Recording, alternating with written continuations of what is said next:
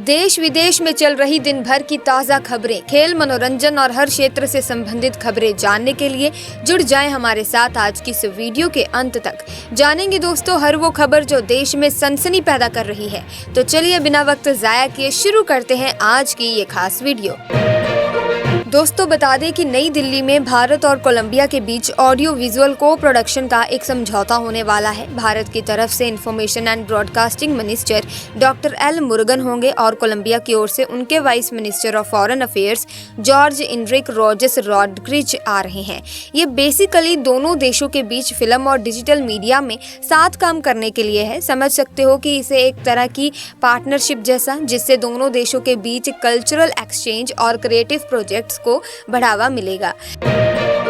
साथ ही national research foundation ने अभी 2 इनिशिएटिव्स लॉन्च किए हैं। एक है prime ministers early career research grant और दूसरा है मिशन इलेक्ट्रिक व्हीकल। ये दोनों हाई इम्पैक्ट एरियाज में काम करने के लिए डिजाइंड है। तो बेसिकली रिसर्च और इलेक्ट्रिक व्हीकल्स को बढ़ावा देने के लिए इन्हें लॉन्च किया गया है। वहीं राष्ट्रपति द्रौपदी मुर्मू ने अल्जीरियस में अल्जीरिया इंडिया इकोनॉमिक फोरम में बात की, जहां उन्होंने भारत और अल्जीरिया के बीच इकोनॉमिक कॉर्पोरेशन को और मजबूत करने की जरूरत बताई। वो कह रही थी कि हमें बिलेटरल पार्टनरशिप को बढ़ाना चाहिए। दरअसल वो इस समय 3 देशों की यात्रा पर हैं और अल्जीरिया में हैं। वहीं दिल्ली एनसीआर में ग्रेडेड रिस्पांस एक्शन प्लान का पहला चरण लागू कर दिया गया है। ये कदम दरअसल दोस्तों तब उठाया गया जब हवा की क्वालिटी बहुत ही ज्यादा खराब हो गई। अब सड़क किनारे के खाने पीने के जगहों, होटलों और रेस्टोरेंट्स में कोयले का इस्तेमाल नहीं किया जा सकेगा। इसी के साथ foreign minister doctor S Jaishankar 2 दिन की इस्लामाबाद यात्रा पर जा रहे हैं। वो वहां शंघाई कॉरपोरेशन ऑर्गेनाइजेशन शिखर सम्मेलन में हिस्सा लेंगे। उन्होंने बताया कि ये यात्रा एक मल्टीलेटरल कार्यक्रम के लिए है, इसीलिए द्विपक्षीय वार्ता नहीं होगी। ये पिछले 9 साल में किसी भी भारतीय विदेश मंत्री की पाकिस्तान की पहली हाई लेवल यात्रा होगी। साथ ही सर्वोच्च न्यायालय ने कोविड-19 वैक्सीन से ब्लड क्लॉट्स के दुष्प्रभावों को लेकर एक याचिका को खारिज कर दिया है। बता दें कि मुख्य न्यायाधीश DY चंद्रचूड़ और बाकी जजेस ने कहा कि ये जनहित की याचिका बस सनसनी फैलाने के लिए दायर की गई थी। साथ ही कंज्यूमर अफेयर्स के मंत्री प्रहलाद जोशी ने आज कहा कि पिछले 10 साल में इंडियन स्टैंडर्ड ब्यूरो ने लगभग 732 प्रोडक्ट्स के लिए 150 से ज्यादा क्वालिटी कंट्रोल ऑर्डर्स जारी किए हैं। वो नई दिल्ली में वर्ल्ड स्टैंडर्ड्स डे पर बोल रहे थे और उन्होंने बताया कि सरकार नेशनल स्टैंडर्ड्स को लागू करने को बहुत महत्व दे रही है। साथ ही दोस्तों बता दें कि एक रिसर्च में पता चला है कि क्लाइमेट चेंज के कारण अगर तापमान और ह्यूमिडिटी बहुत बढ़ जाते हैं तो अमेज़न रेन फॉरेस्ट की ग्रीन हाउस गैस मीथेन को अवशोषित करने की क्षमता 70% तक कम हो सकती है। ये धरती के लिए वाकई ही चिंताजनक बात है। दिल्ली सरकार ने छठ के लिए तैयारियों को तेज कर दिया है। मुख्यमंत्री आतिशी ने कहा कि इस बार सरकार श्रद्धालुओं के लिए पूरे शहर में 1000 से ज्यादा छठ घाट तैयार करेगी ताकि लोग अपने घर के पास ही छठी मैया की पूजा कर सकें। तो दोस्तों खबरों का सिलसिला तो इसी तरह से चलता रहेगा, लेकिन अगर अभी तक आपने चैनल को सब्सक्राइब नहीं किया जल्दी से सब्सक्राइब कर लीजिए ताकि इसी तरह की अपडेट्स आपको मिलती रहे। साथ ही किस राज्य से संबंधित आप खबरें जानना चाहते हैं, आप किस राज्य से हैं, कमेंट सेक्शन में अपने राज्य का नाम जरूर लिख दें। इसी के साथ बता दें कि दिल्ली में वायु प्रदूषण को कम करने के लिए DPCC ने दिवाली से पहले 1 जनवरी 2025 तक पटाखों पर बैन लगा दिया है। तो अब ना पटाखे बनाने की अनुमति है, ना बेचने की और ना ही उनका इस्तेमाल करने की। यहाँ तक कि ऑनलाइन डिलीवरी भी नहीं होगी। ये बात समझ लो कि ग्रीन पटाखे भी इस बैन में शामिल हैं। साथ ही एक बार फिर से लोगों को महंगाई का झटका लगा है। डेटा के मुताबिक सितंबर में होलसेल प्राइस इंडेक्स बढ़कर 1.84% हो गया। पहले ये अगस्त में 1.31% था। और अगर फूड आइटम्स की बात करें तो उनकी इन्फ्लेशन बढ़कर 11.53% हो गई है, जबकि अगस्त में ये सिर्फ 3.11% थी। लेकिन ये भी सच है कि सितंबर में ये एक्सपर्ट्स के अनुमान जो 1.92% था, इससे थोड़ी कम रही। वहीं देखिए RBI के गवर्नर शक्तिकांत दास ने हाल ही में कहा है कि आर्टिफिशियल इंटेलिजेंस पर हमारी बढ़ती निर्भरता से साइबर अटैक्स और डेटा ब्रीचेस का खतरा बढ़ गया है। इससे हमारी फाइनेंशियल स्टेबिलिटी को भी खतरा हो सकता है, तो हमें इस पर भी ध्यान देने की जरूरत है। साथ ही ओडिशा को केंद्र सरकार से राष्ट्रीय जल पुरस्कार मिला है। उन्होंने उत्तर प्रदेश को पीछे छोड़ दिया। पुडुचेरी और गुजरात को तीसरा स्थान मिला है। केंद्रीय जल शक्ति मंत्री CR पटेल ने ये घोषणा की और 22 अक्टूबर को राष्ट्रपति द्रौपदी मुर्मू इन पुरस्कारों को राजधानी में देने वाली हैं। इस बार ओडिशा जल पुरस्कारों में काफी छाया रहा है। अगली खबर देखिए, आंध्र प्रदेश के chief minister N Chandrababu Naidu ने एक बहुत बड़ी अनाउंसमेंट किया है।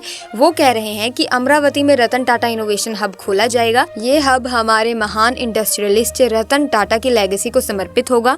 इससे स्टेट में इनोवेशन और एंटरप्रेन्योरशिप को काफी बढ़ावा मिलेगा। मतलब ये पहल राज्य के टेक्नोलॉजी और इकोनॉमी के लिए बहुत ही फायदेमंद होने वाली है। भारतीय जनता पार्टी अपने इलेक्शन मैनिफेस्टो को 3 फेजेस में जारी कर रही है। पहले फेज में उन्होंने 5 प्रॉमिसेस बताए। अब वे 25 रेजोल्यूशंस की बात करने वाले हैं, जिसमें एजुकेशन, हेल्थ और इंफ्रास्ट्रक्चर जैसे इश्यूज पर चर्चा होगी। वहीं बता दें कि भारत में पहली बार प्रोजेक्ट डॉल्फिन के तहत रिवर्स में डॉल्फिन की पॉपुलेशन का आकलन किया गया है। अधिकारियों ने बताया कि गंगा, ब्रह्मपुत्र और इंडस रिवर सिस्टम में डॉल्फिन की पहली बार गिनती की गई है। इसका रिजल्ट जल्द ही आ जाएगा। तो ये एक अच्छी खबर है कि हम अपनी नदियों में डॉल्फिन की संख्या को समझने की कोशिश कर रहे हैं। इसी के साथ इजरायली सेना ने बताया कि हमास के हमले का फायदा उठाते हुए हिजबुल्लाह ने मितुला और कुछ और गांव पर हमला किया। अब शांति से रह रहे लोगों के पास उस कस्बे से भागने के अलावा और कोई भी रास्ता नहीं बचा। वहीं अगर भारत और कनाडा के रिश्तों की बात करें तो भारत और कनाडा के रिश्तों में काफ़ी तनाव है और कैनेडियन प्रधानमंत्री जस्टिन ट्रूडो ने अपनी बातों में कोई नरमी नहीं दिखाई है। पहले तो पुलिस कमिश्नर ने कुछ बयान दिए और अब खुद पीएम ट्रूडो ने भारत पर गंभीर आरोप लगाए हैं। इसी के साथ बात करें क्लाइमेट चेंज की, तो अमेरिका में तूफानों के प्रभाव को खराब कर रहा है, जिससे उनकी तीव्रता बढ़ रही है और गति कम हो रही है, जो कि काफी चिंता की बात है। वैज्ञानिकों को ये तो नहीं पता कि तूफानों की संख्या में कोई बदलाव आ रहा है या फिर नहीं, लेकिन ये जरूर मानते हैं कि इस वजह से जो नुकसान और लॉस ऑफ लाइफ हो रहा है वो अब और महंगा हो रहा है। वहीं बता दें कि पश्चिम बंगाल में जूनियर डॉक्टर्स का आमरण अनशन अब 10 दिन हो गया है। इस दौरान 2 डॉक्टरों की तबीयत बहुत खराब हो गई।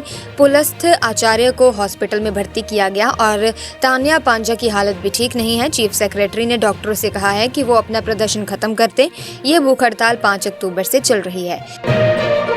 वहीं 5G टेक्नोलॉजी की वजह से 2040 तक हमारे देश की इकोनॉमी में लगभग $450 बिलियन का इन्वेस्टमेंट होने वाला है। ये बात केंद्रीय संचार मंत्री ज्योतिरादित्य सिंधिया ने कही है। उन्होंने न्यू दिल्ली में एक ग्लोबल स्टैंडर्ड सिंपोजियम में बताया कि सिर्फ भारत में ही 5G में इतना बड़ा इन्वेस्टमेंट होने की उम्मीद है। काफी एक्साइटिंग है ना। इसी के साथ दोस्तों, क्या आपको पता है कि जम्मू कश्मीर में हाल ही में विधानसभा के इलेक्शंस हुए हैं। वहां नेशनल कॉन्फ्रेंस का गठबंधन जीत गया है। आम आदमी पार्टी, माकपा और कुछ इंडिपेंडेंट विधायकों ने भी सरकार को सपोर्ट किया है। लेकिन इस बीच उपराज्यपाल मनोज सिन्हा के द्वारा विधानसभा में 5 मेंबर्स को नॉमिनेट करने का एक मुद्दा उठ गया है। नेका और कांग्रेस इसे गैर संवैधानिक बता रहे हैं, जबकि भाजपा का कहना है कि ये सब रूल्स के मुताबिक है। क्या सोचते हैं आप? इस पर कमेंट्स में जरूर बताना।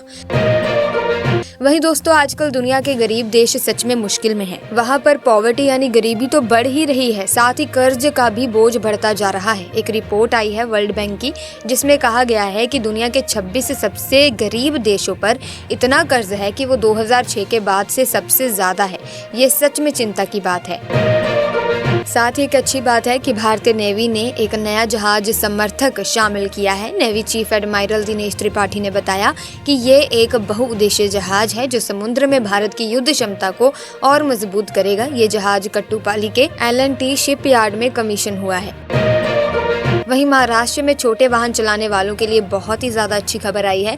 शिंदे कैबिनेट ने फैसला लिया है कि विधानसभा चुनाव से पहले मुंबई में सभी 5 टोल बूथों पर हल्के मोटर वाहनों के लिए टोल शुल्क पूरी तरह से माफ कर दिया जाएगा। ये नियम आज रात 12 बजे से लागू हो जाएगा। साथ ही हरियाणा में सीएम के शपथ ग्रहण से पहले सरकार ने आंगनबाड़ी वर्कर्स और उनके सहायकों के लिए एक शानदार तोहफा दिया है। उनका मंथली होनोरियम अब 400 से 750 रुपए तक बढ़ा दिया गया है। ये सब कुछ दोस्तों फाइनेंस मिनिस्ट्री की मंजूरी के बाद ही हुआ है और महिला एवं बिल विकास डिपार्टमेंट ने इस बारे में अनाउंसमेंट किया है।